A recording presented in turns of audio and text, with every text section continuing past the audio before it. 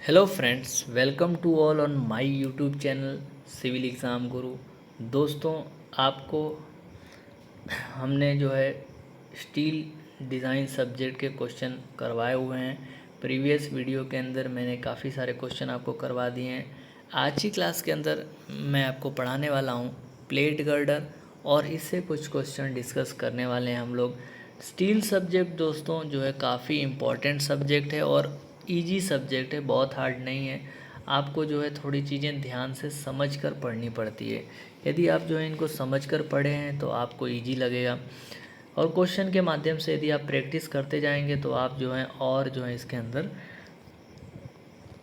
Develop करते जाएंगे अपने आप को। तो आइए स्टार्ट करते हैं क्वेश्चन नंबर 1। और हाँ दोस्तों, यदि आप जो है किसी भी स्टेट के असिस्टेंट इंजीनियर या जूनियर इंजीनियर या फिर एसएससी जेई की आप जो है तैयारी कर रहे हैं, तो आप मेरे इस यूट्यूब चैनल को लाइक कर सकते हैं, चैनल को सब्सक्राइब कर सकते हैं और शेयर कर सकते हैं। यदि वीडियो पसंद आता है तो आप लाइक कर सकते हैं, अदरवाइज डिसलाइक भी कर सकते हैं, आप फ्री हैं। आइए स्टार्ट करते हैं question number 220। Web splice in a plate girder is design to withstand. Plate girder के अंदर जो वेब स्प्लाइस होती है उसकी डिज़ाइन हम लोग किसके लिए करते हैं? डिज़ाइन फॉर सीयर फोर्स, क्या वो सीयर फोर्स ले सकता है? Design for shear force and bending moment, क्या shear force and bending moment के लिए डिज़ाइन करते हैं? डिज़ाइन फॉर बेंडिंग मोमेंट, क्या बेंडिंग मोमेंट के लिए डिज़ाइन करते हैं? या फिर डिज़ाइन फॉर एक्सियल फोर्स, क्या वो एक्सियल फोर्स के लिए डिज़ाइन करते हैं? तो जो दोस्तों वेब स्प्लाइस जो है उसकी डिज़ाइन हम प्लेट गर्डर के अंदर shear force and bending moment दोनों के लिए डिज़ाइन करते हैं। ठीक है, तो answer will be option B, shear force and bending moment. Next question है, according to the IS 800 2007 main function of diagonal stiffener in a plate girder is. Plate girder के अंदर डायगोनल स्टिफनर का main function क्या है? Option A, to provide torsional resistance to beam and girder at a support, to transmit tensile force applied to a web through a flange, to prevent local crushing of a web due to the concentrated loading, and to provide local reinforcement to a web under the shear and bearing।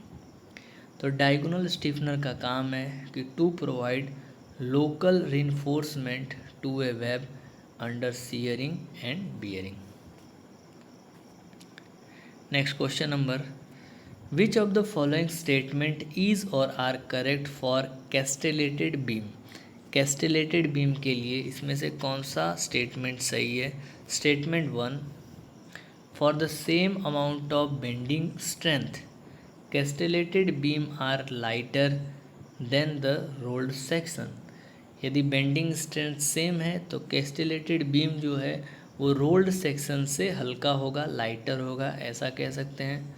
Next, when very high requirement are set for a fire resistance, जब fire resistance के लिए बहुत high requirement की ज़रूरत पड़ती है तो castellated beam are preferred in the place of rolled section. And third statement is castellated beam are preferred than rolled section because of less possibility of occurrence of विरेंडील mechanism।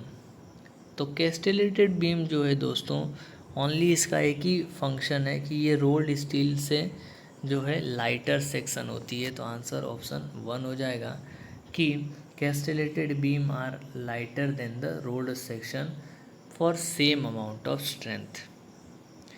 Next is bearing stiffener in a plate girder are design to. Plate girder के अंदर जो bearing stiffener है इसकी design किसके लिए करते हैं? तो to prevent the buckling of web and to decrease the effective depth of web. तो आंसर विल बी ऑप्शन 1 कि to prevent buckling of the web.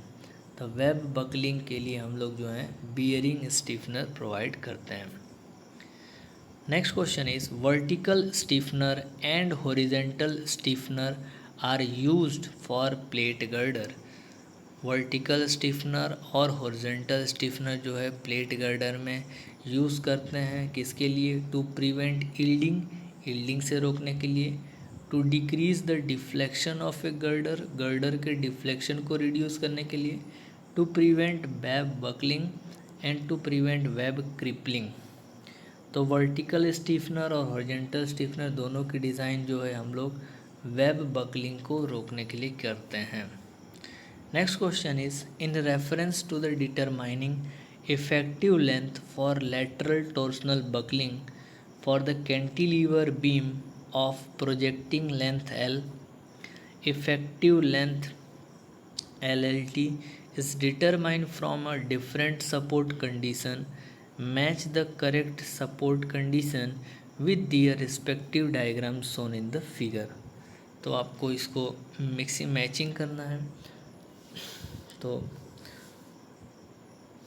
आप कह सकते हैं कि जो ए है वो थर्ड सेक्शन के साथ जुड़ा हुआ है, तो continuous with lateral resistance on the top flange.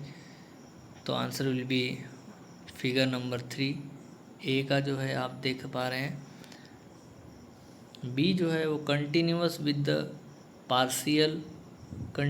With partial torsional resistance. तो आपको फिगर नंबर 1 के साथ जाना है। Next is continuous with lateral and torsional resistance. Answer आपको फिगर नंबर 4 के साथ जाएगा। And restrain laterally torsionally against the resection of a beam, ये जो है वो सेकंड के साथ जाएगा। तो इसका जो है डायग्राम के हिसाब से आप जो है इसको बना सकते हैं। ठीक है, तो आंसर इसका जो ऑप्शन सी है, आप इसको अच्छे से एक बार क्लियर देख लीजिएगा। नेक्स्ट, प्लेट गर्डर का काम क्या है? Built up column, beam column या beam on the elastic foundation.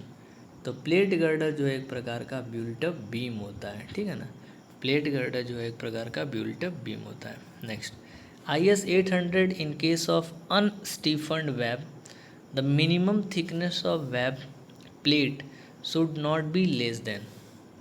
IS 800 के मुताबिक यदि अनस्टीफन्ड वेब है जहाँ स्टीफनर प्रोवाइड नहीं किया गया है, तो minimum thickness of web plate जो है वो should not be less then D/85। Next question, which of these is a type of steel plate girder? इसमें से कौन सा प्रकार जो है वो स्टील प्लेट गर्डर का है? तो unstiffen, transversely stiffen, transversely and longitudinally stiffen या एनी ऑफ दीज। तो answer will be any of these. Bearing stiffener are provided. Bearing stiffener कहाँ पर प्रोवाइड करते हैं? At the end of plate girder, at the end of plate girder and under the concentrated load, at the end on both face of web and below the concentrated load. तो bearing stiffener are provided at the end of plate girder and under the concentrated load. Next, web splice in a plate girder is designed to withstand. Plate girder के अंदर जो web splice है उसकी design किसके लिए करते हैं? Design for shear force, design for shear and bending force, design for bending force या design for axial force. The answer will be option B, design for shear and bending force both. Next question is allowable shear stress in the stiffen web of a mild steel beam decrease with. Allowable shear stress in a stiffen web, mild steel beam जो है, कोई stiffen web है mild steel beam की, उसके अंदर जो allowable shear stress है वो डिक्रीज़ कब होता है? Decrease in the spacing of a stiffener, increase in the spacing of a stiffener, decrease in the effective depth, increase in the effective depth. तो answer will be increase in the spacing of a Stephenson.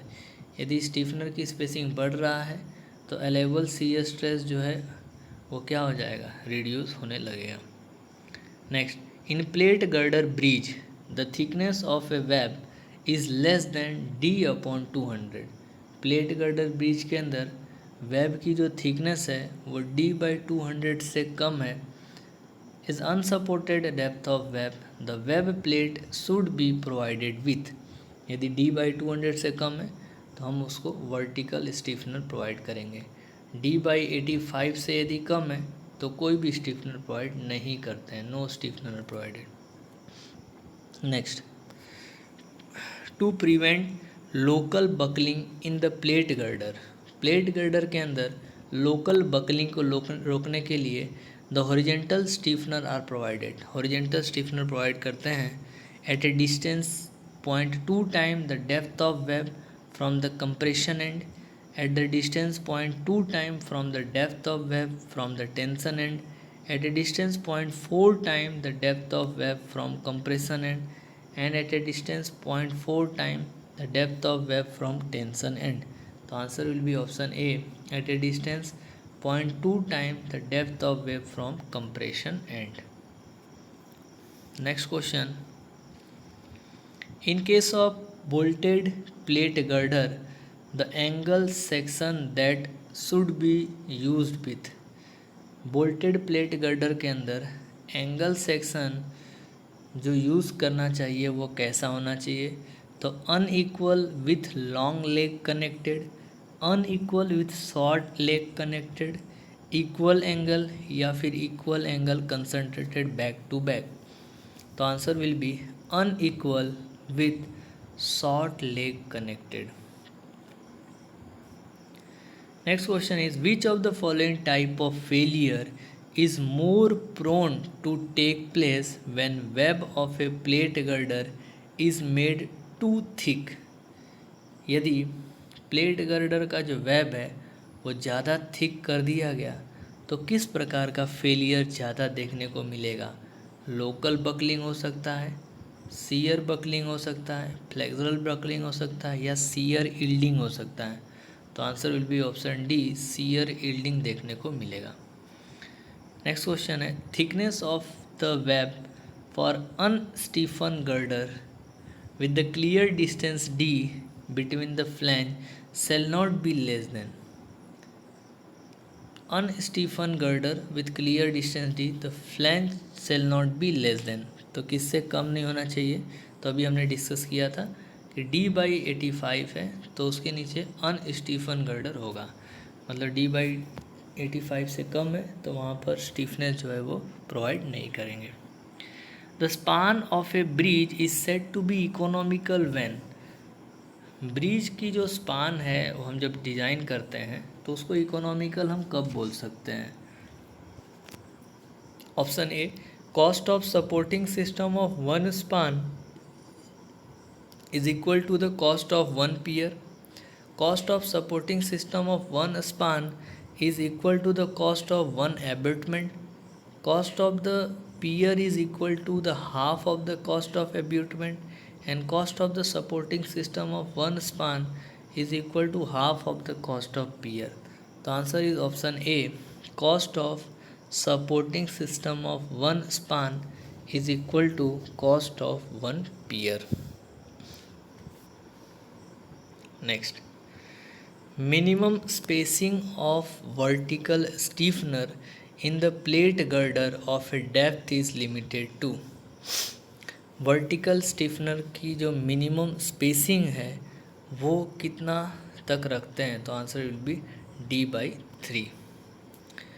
Next question is, to prevent the local crushing of web.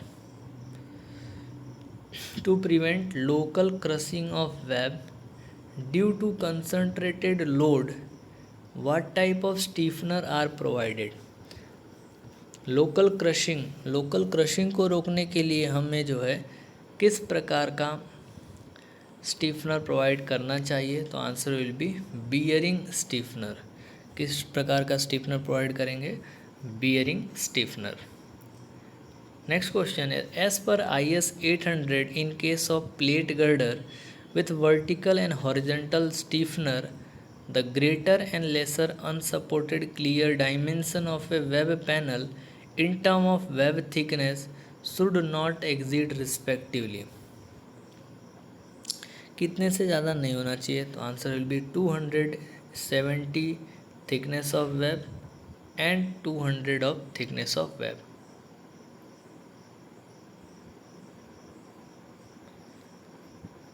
Next question, in case of rolled steel beam shear force is mainly registered by। Rolled steel beam के अंदर shear force जो है mainly registered by web, flange, web and flange या फिर weld, तो answer will be web.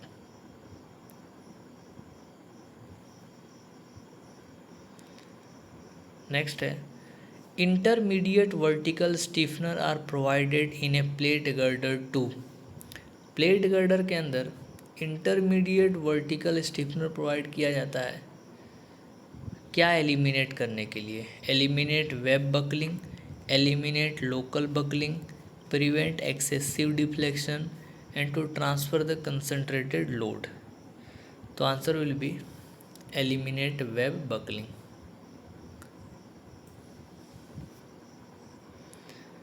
Next question, economical depth of plate girder correspond to. Plate girder की economical depth किससे related है? Minimum weight, minimum depth, maximum weight या फिर minimum thickness of web, तो answer will be minimum weight. Next is, in the plate girder flange are design to resist. Plate girder के अंदर flange जो है वो किसके लिए डिज़ाइन करते हैं? तो mainly flange are design to resist bending moment. किसके लिए डिज़ाइन करते हैं? बेंडिंग मोमेंट के लिए। Next is, buckling of a top flange in a plate girder is prevented by. Plate girder के अंदर टॉप फ्लैंज की जो बकलिंग है वो किससे रोक सकते हैं? तो answer will B lateral stiffener. Lateral stiffener provide करके फ्लैंज की बकलिंग को रोका जा सकता है। Next is, the permissible stress in the bending for a rolled steel beam and channel is. तो बीम एंड चैनल के अंदर परमिसिबल स्ट्रेस जो है बेंडिंग में कितना होना चाहिए? तो आंसर विल बी 1650 kg पर सेंटीमीटर स्क्वायर। तो दोस्तों इसी के साथ हमने प्लेट गर्डर के कुछ क्वेश्चन आपको कंप्लीट डिस्कस करवा दिए हैं। आप जो है इसको कम्प्लीटली इस वीडियो को देख सकते हैं और इस वीडियो से आपको क्विक रिवीजन हो सकता है। आपको डिटेल में एक बार सब्जेक्ट को तो ज़रूर पढ़ना पड़ेगा। हम अपने इस चैनल पे डिटेल वीडियो भी लेकर आएंगे एज सुन, जिससे आप जो है अपनी तैयारी को और बूस्टअप कर सकते हो। तब तक जो है MCQ के सभी वीडियो आप ज़रूर देखें। यदि वीडियो के अंदर किसी भी प्रकार का आपको कुछ डाउट आता है तो आप कमेंट करके अपना रिस्पॉन्स दे सकते हैं। Thank you very much for watching this video. Keep watching, keep sharing.